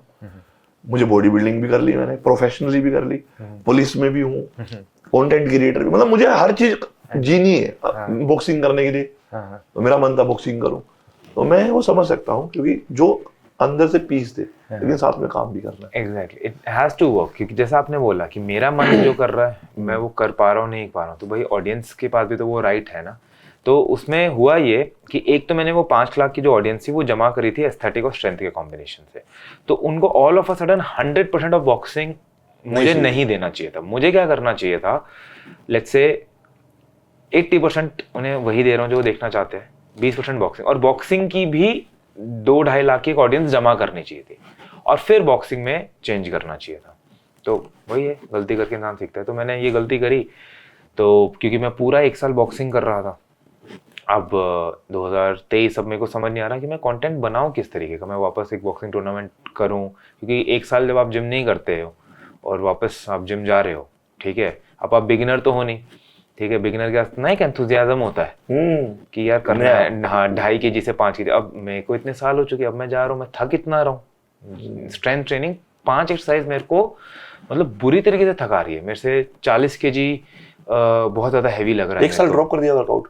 1 साल, हाँ, मैंने, क्योंकि फिट रहा था फिर मैं रिंग में, मेरे को था कि मेरे को भाई मतलब अच्छा नहीं लगता ना। क्रिकेट में तो चलो आप आउट हो जाओगे, कोई नहीं, घर आ जाओ, बॉलिंग कर लोगे, फील्डिंग अच्छी कर लोगे, कैच पकड़ लोगे। बॉक्सिंग में तो फिर आप पिटोगे। तो मैं मतलब 2 टाइम हफ्ते में बस strength training, 2 full body workout बस, हाँ कि स्ट्रांग रहे। बट जो प्रॉपर एक बॉडी बिल्डर टाइप का जो ट्रेनिंग होता है वो पूरा बंद हो गया था। तो ब्रेक मेरे को वैसे भी लेना था, मैं कहा चलो ये टाइम ब्रेक लेते हैं। फिर बहुत सारे ट्रिप्स करने थे मेरे को इंडिया में ही, तो मैंने वो सारे करे, ट्रैक्स थे कुछ वो करने थे। रियल लाइफ में जा दी है सोशल मीडिया? हाँ, सोशल मीडिया तो नहीं करा। लद्दाख जाना था, हमेशा से लद्दाख का था, बट ये ऑनलाइन बिजनेस है, वहाँ पे 15 दिन नेट नहीं आता, कैसे करोगे? मैं कहा ठीक है ब्रेक लेते हैं, और फिर पूरा ब्रेक ले। इसके लिए भी गट्स चाहिए भाई, चलती हुई चीजों को छोड़ के आदमी मूव ऑन कर जाए। मैं ऑनेस्टली बोलूंगा गट्स नहीं चाहिए, आपके पास अफोर्डेबिलिटी होनी चाहिए। अगर मेरे पास नहीं होती अफोर्डेबिलिटी तो मैं घंटा नहीं करता। माइंड जितना मर्जी बोल रहा हूँ नहीं करना, समझ नहीं आ रहा, क्या नहीं समझ आ रहा, तो मैं तो नहीं करता, मैं तो काम करता। तो यश शर्मा मतलब सोशल मीडिया के पैसों पे नहीं है? हाँ अब तो नहीं, हाँ अब तो नहीं। तो इसी वजह से मतलब वो इजीली डाइजेस्ट कर सकता है फेलियर को भी, सोशल मीडिया के फेलियर को और सोशल मीडिया की ग्रोथ को भी। लेकिन ठीक है, पैसे आने चाहिए, चाहे बिजनेस से आ रहे हो चाहे किसी चीज से। और ये सोशल मीडिया तो है नहीं ना, अपने हाथ में भी नहीं है ना। एग्जैक्टली। आप बहुत सारे ऐसे लोग हैं जो कंटेंट क्रिएशन में एक टॉप पे थे, लेकिन वो अमाउंट अपने फिटनेस में देख लो, जो पहले व्यूज जनरेट होते थे आज उसमें 20% भी नहीं है। और ये जो बूम जाता है वो नीचे आता है, कोई भी चीज हो। बट अच्छी बात ये है जो नीचे आता है वो भी ऊपर जाता है। ये सारे ग्राफ्स एक सिमिलर पैटर्न ही फॉलो करते हैं। ये तो है। तो अभी इस टाइम पे जो इनोवेट करेगा फिटनेस में ना, वो काफी आगे जाए। कुछ तो होगा, अभी वो फॉर्मूला तो मुझे भी नहीं पता कि क्या होने वाला है। बट अच्छी बात है कि सभी लोगों के व्यूज नीचे है, इक्का दुक्का को छोड़ के, और जिनके ठीक भी आ रहे हैं वो भी उनके बेस्ट से तो कम ही है। नहीं, उनके बेस्ट से 20% ही है वो। हाँ, उनके बेस्ट से अगर किसी 4 लाख थे, अब याद है को जब हम काम कर रहे थे तो कोई भी वीडियो में जो हमने साथ में की है, मतलब कोलैबोरेशन, कोई थी ऐसी वीडियो जो मिलियन से कम हो? वो जितने भी हमने वाव की वीडियोस करी थी सारी, हर वीडियो मिलियन। बहुत सारी वीडियोस है जो मिलियंस थी, लेकिन उस टाइम पे रीच उस हिसाब की थी, लोग उस हिसाब के थे। अब वही लोग तो नहीं है ना देखने वाले। एज हमारी बढ़ रही है तो देखने वालों की भी तो बढ़ रही है, उनके पास अपॉर्चुनिटीज है, व्यूअर्स बनाने वाले बहुत ज्यादा हैं। ओटीटी प्लेटफॉर्म्स पे कन्वर्ट हो गई है, पहले टीवी था, नेट पे खाली यूट्यूब था, अभी तो Amazon प्राइम भी देखना है लोगों, नेटफ्लिक्स भी देखना मिनी है, टीवी भी है, मिनी टीवी भी है, नेटफ्लिक्स भी है, फिर फिल्मों का बुरा हाल है, हम तो बहुत दूर है। तो वो चीजें है कि स्पेसिफिक जोनर छोटा होता जा रहा है कि आपकी ऑडियंस या तो आप बहुत बियॉन्ड द लिमिट चले जाओ या आप किसी कंट्रोवर्सी में आ गए हो तो अब आपको जाके रिसर्च किया जा रहा है। नहीं तो एक ऑडियंस जो लॉयल ऑडियंस है उसके पास भी ऑप्शन बहुत है। बट मेरे हिसाब से जैसे मैंने बताया कि ये जो वक्त है ये वाला, ये एक अच्छा वक्त है। इट्स जस्ट लाइक जब कोई स्टॉक गिरता है और जो उस टाइम पे सही स्टॉक को खरीद के वेट करता है फिर उसका फायदा होता है। तो ये वही वक्त है फिटनेस यूट्यूब में तो कि सबके व्यूज कम है, इस टाइम पे कौन ज्यादा मेहनत कर रहा है, कौन ज्यादा इनोवेट कर रहा है, वो आई थिंक अगले 1.5-2 सालों में शाइन करेगा। जैसे मैं ये देखता हूँ कि आज के टाइम में लोग मोबाइल से कंटेंट क्रिएशन करके अच्छा अर्न भी कर रहे हैं, अच्छा अभी व्यूज भी जनरेट कर रहे हैं। जब हमने शुरू किया हमें ये नहीं पता था यार मोबाइल से वीडियो कैसे बनाए। अभी आपने बताया वीडियो शुरू 90,000 रुपए का आपने सेटअप लिया, ये लिया, अब तो जरूरत ही नहीं है किसी को। एग्जैक्टली अब तो मोबाइल से सब कुछ हो रहा है। लेकिन जो अच्छा कंटेंट क्रिएटर है वो मेहनत करता है, स्क्रिप्टिंग करता है, लिखता है। लाइक यू, आपने बताया 20 पन्नों का आपने स्क्रिप्ट बनाया, जब जाके 8 मिनट की एक डेड लिफ्ट की वीडियो, नहीं तो सब अपना एक्सपीरियंस ऐसे ही शेयर कर रहे हैं और व्यूज आ रहे हैं। अगर एग्जाम्पल के तौर पे सीखना है, मैं एक आदमी को जानता हूँ, गुरुजी, कितने साल से वो बॉडी बिल्डिंग कर रहे हैं, अब जाके उनका प्रीमियम टाइम आया है। एग्जैक्टली मैं वही तो कह रहा हूँ ना कि देखो आप मेहनत कर रहे हो तो वो रिजल्ट देता ही देता है कहीं ना कहीं। अब उनके व्यूज उतने थोड़ी, उनकी सेल बहुत तगड़ी है। आई नो, बहुत ज्यादा तगड़ी है उनकी सेल जिसके 4-5 लाख व्यूज आ रहे हैं ना उससे अच्छी है। हाँ, तो उनसे 10 गुना अच्छी है। तो वो सस्टेनेबिलिटी बहुत जरूरी है लाइफ में, एक पाथ पकड़ना आपको बहुत जरूरी है, उससे डगमगाना नहीं है। मैंने बहुत सारे लोग ऐसे देखे हैं जब डाउन होते हैं तो उनका जो कैरेक्टर है वो चेंज हो जाता है। वो कभी नहीं होना चाहिए, क्योंकि जो आप हो वो हो, कभी खुशी कभी गम, मिलके जी लें, क्या दिक्कत है। और बहुत बड़ी लाइफ है, ये व्यूज के ऊपर अगर हम डिपेंड रहेंगे। All of a sudden what if नया प्लेटफॉर्म आ जाए कोई, अभी जैसे टिकटॉक था, टिकटॉक में यही था 1.5 मिलियन फॉलोवर थे मेरे, बंद हो गया, बट रील्स आ गई। अब all of a sudden you never know, कुछ नया आ जाए जो यूट्यूब को सरपास कर जाए। अब अगर आप रहोगे इस फील्ड में कंटेंट क्रिएशन की, क्या पता आप यहाँ पे उतने बड़े नहीं बन पा रहे हो बट आप वहाँ पे किंग बन जाओ। कोई भी कुछ भी कर सकता है, अगर आप में मेहनत करने की काबिलियत है तो कहीं से भी अर्न किया जा सकता है। तो यस, जैसे आज का जो टाइम है, आजकल बहुत मतलब अलग तरीके से जैसे हुकअप कल्चर आ गया, इंडिया में भी आ गया, मैंने बहुत जगह सुना है। क्या असली मायना है रिलेशनशिप का आपकी नजरों से? और ये बहुत बड़ा मतलब फिटनेस जैसे जर्नी है, वैसे ही ये लाइफ की बहुत मेजर बड़ा पार्ट है। लोग बात नहीं करते इसमें, क्योंकि आज का जो सिनेरियो है ना, मिले भूल गए, या फिर सोशल मीडिया के लिए मिले, सोशल मीडिया पे ही भूल गए, या फिर सोशल मीडिया के थ्रू मिले, घर बसाया, घर टूट गया। तो हो रहा है। हाँ, तो देखो मैं हस्बैंड वाइफ का तो बोल नहीं सकता, अभी होनी है। बट देखो मैं वॉर फिलोसफी बहुत पढ़ता हूँ, ठीक है, और वॉर फौजी फैमिली में ग्रो अप हुआ तो बहुत उसमें इंट्रिग्ड रहा हूँ। तो ज़िंदगी एक जंग है कहते हैं। मेरे हिसाब से आपका पार्टनर ऐसा होना चाहिए कि अगर वॉर हो जाए तो क्या आप उसके साथ, वो आपकी पहली प्रेफरेंस होगी उस वॉर में जाने के लिए। तो मुझे लगता है आपकी जो वाइफ है, मैं अभी मिला उनसे, आप दोनों के जो वाइब है वो एग्जैक्टली ऐसे है कि अगर कल को कुछ हो जाए तो आप उनको ही लेके जाओगे। तो मेरे हिसाब से ये है एक पार्टनर जो मैं देखता हूँ अपने पार्टनर में, कि भाई अगर दुनिया इधर की उधर हो जाए तो वो साथ है कि नहीं। जैसे मतलब आजकल ना रिलेशनशिप बहुत मतलब का हो गया है, तो मैं उस पे कॉन्टेक्स्ट में पूछना चाह रहा हूँ कि आप भी काफी सालों से हो, हम नाम नहीं ओपन करेंगे, तो रिलेशनशिप में जब आप रहते हो आज के यूथ के हिसाब से वो कितना मुश्किल है और कैसे हो रहा है? मतलब बहुत कम मैं देख रहा हूँ, ज्यादातर मुझे तो ब्रेकअप की स्टोरी सुनने को मिलती है। ज्यादातर यही हो रहा है कि भाई आज साथ थे, अब खत्म, अब दूसरा, अब हुकअप एक नया वो आ गया कि मिले, प्यार हुआ, अगले दिन पता ही नहीं कौन कहाँ है। तो ये चीज आई थिंक इस मामले में जो मेरा सोशल मीडिया कम इस्तेमाल करना है वो बहुत फायदेमंद है, क्योंकि मैं इससे दूसरे कपल्स क्या कर रहे हैं, वो उनके खुशी के मायने क्या है वो देखता नहीं हूँ, उसको कॉपी करने की कोशिश नहीं करता हूँ, ना ही मेरी पार्टनर वो करती है। कंपैरिजन नहीं, एग्जैक्टली कंपैरिजन नहीं है। तो आई थिंक वो काफी मददगार है। अब जैसे ऐसा भी बहुत होता होगा, मुझे तो पता नहीं, क्योंकि मेरी तो गर्लफ्रेंड है नहीं, मेरी तो वाइफ है 11-12 साल से, तो हमारा अंडरस्टैंडिंग अलग लेवल का है, सोशल मीडिया से अलग दुनिया। तो अगर यहाँ पे कंपैरिजन आ जाए कि यार तुम तो मेरे लिए हाँ। कुछ करते नहीं हो, उधर देखो उनकी वीडियो मैंने देखी है, उन्होंने तो वो 60 लाख की गाड़ी गिफ्ट कर दी जन्मदिन पे। तो वो सोशल मीडिया को देख के आजकल इम्पैक्ट तो पड़ रहा है। I think so. तो एक मैं जिस टाइम से हूँ इतना हम में डिफरेंस नहीं है, लेकिन 7-8 साल का है। तो हमारे टाइम पे फ्रेंडशिप के भी मायने अलग थे। हम मतलब दोस्त ने बोला तो सही, अगर वो गलत भी है तो भी हम साथ में हैं। लेकिन आज के टाइम पे मतलब दोस्त बहुत कम रह गए हैं, जो कोई मतलब नहीं है कि कुछ लेना देने का या कुछ इंटेंशन नहीं है कि ये मेरा फायदा ही होगा तो ही मैं दोस्त हूँ।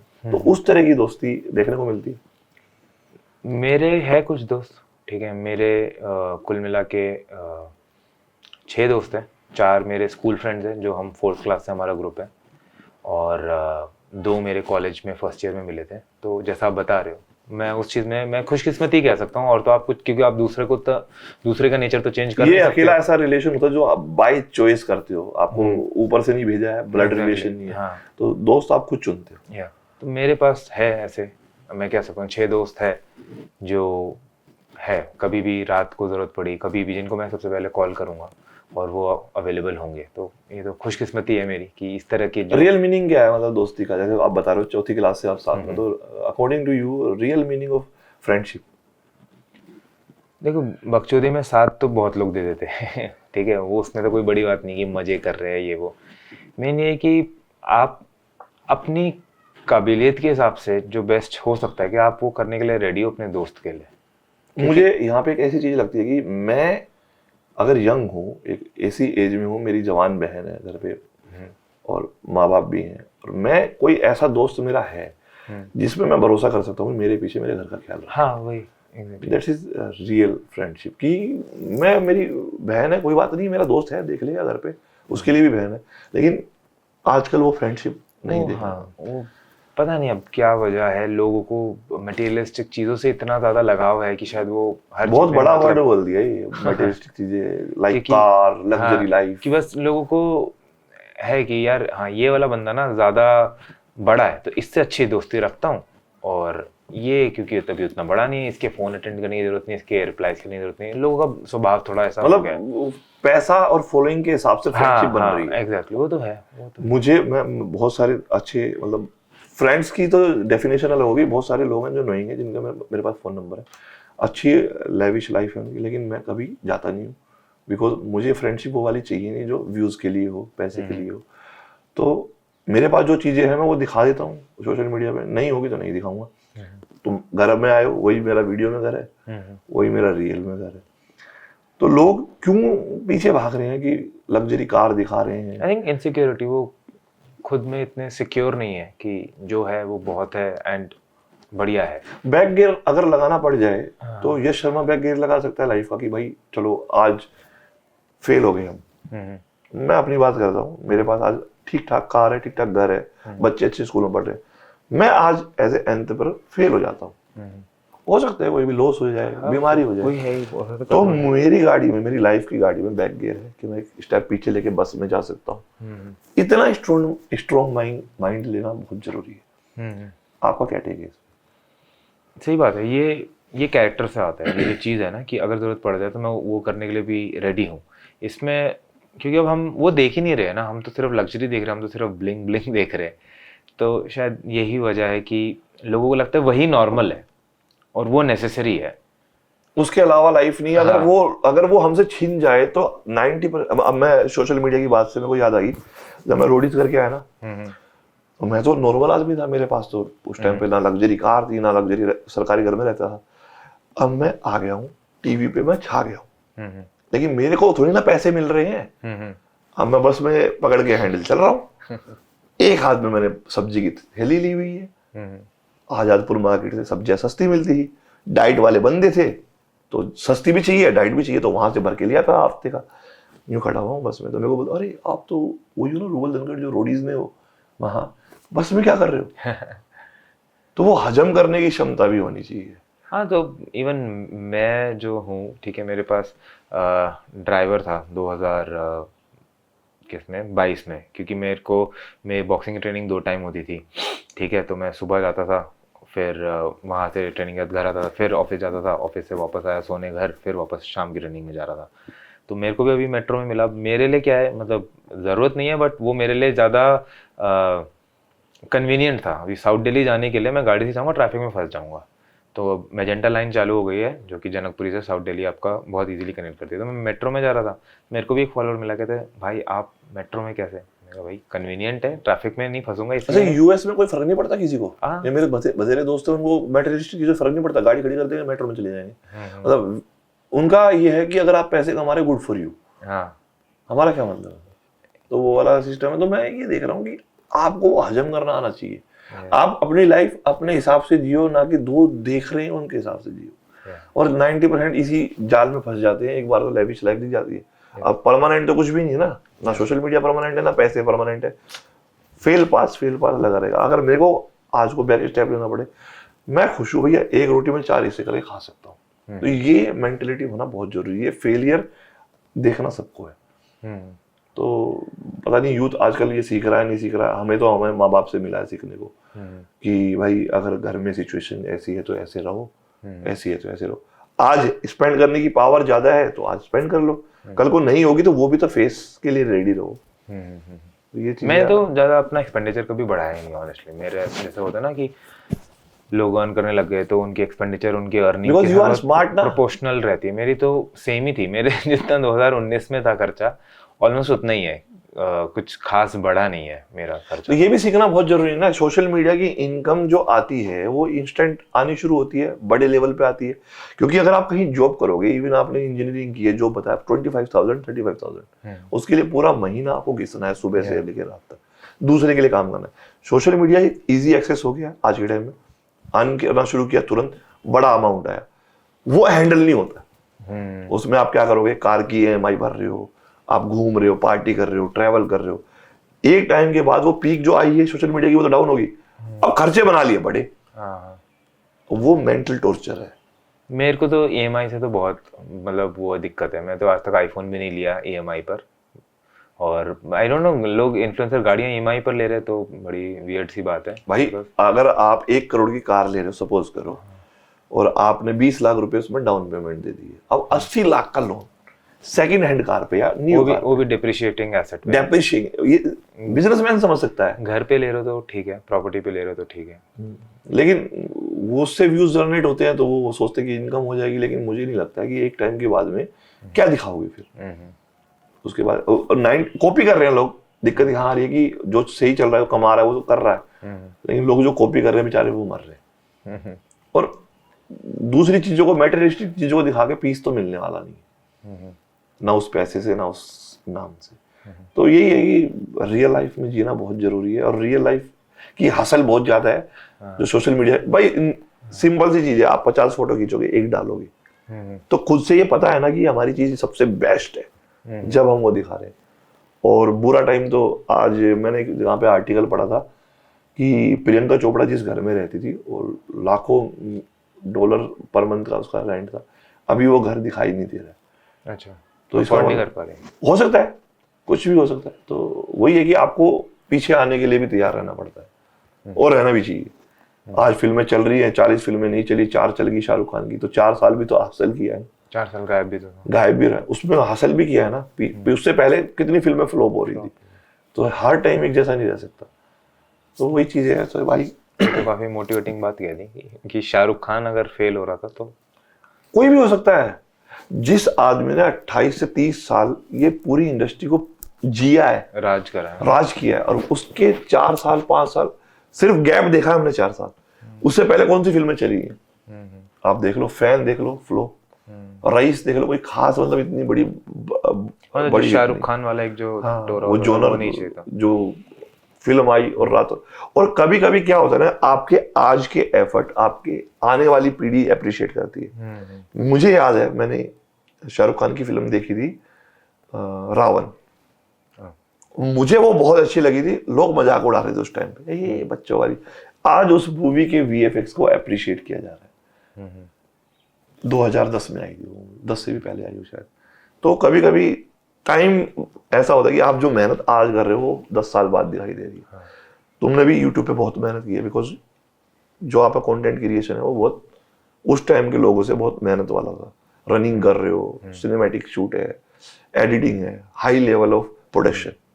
फिटनेस में कोई नहीं करता कोई। हम जैसे लोग मिलेगा उसका भी रिजल्ट। हाँ, मिल रहा है आपको, आप अच्छा कर रहे हो अपने काम में, लाइफ पीसफुल जी रहे हो, मोबाइल से दूर हो। तो ये एक लेसन है जो मैं ले रहा हूँ आपसे कि मोबाइल को मैं हालांकि कम करता हूँ कोशिश, लेकिन मेरा सारा काम इस पे है, तो उसको और कम करने की कोशिश करेंगे, एक पायलट मोड पे डालने की कोशिश करेंगे। तो भाई थैंक यू सो मच हमारे चैनल पे 4 चांद लगाने के लिए। बहुत कुछ सीखने को मिला हुआ यूथ को स्पेशली, क्योंकि आपसे ज्यादा कनेक्ट करेंगे। मेरे को तो फादर फिगर में ले आएंगे लोग, बिकॉज एज बढ़ रही है। तो उम्मीद करूंगा अच्छा गया हो, आपको भी मजा आया वो बात करके। ये पूरा सेटअप ही इतना यूनिक है। आई थिंक पॉडकास्ट अभी ऐसे टेबल पर आमने सामने बैठ के लोग नहीं ले रहे, तो ये काफी अच्छा होगा। नहीं, मुझे लगा कि हम आमने सामने बात करेंगे, लग्जरियस चीजें तो बहुत कर रहे हैं लोग, रो लगना चाहिए थोड़ा की बात करने में।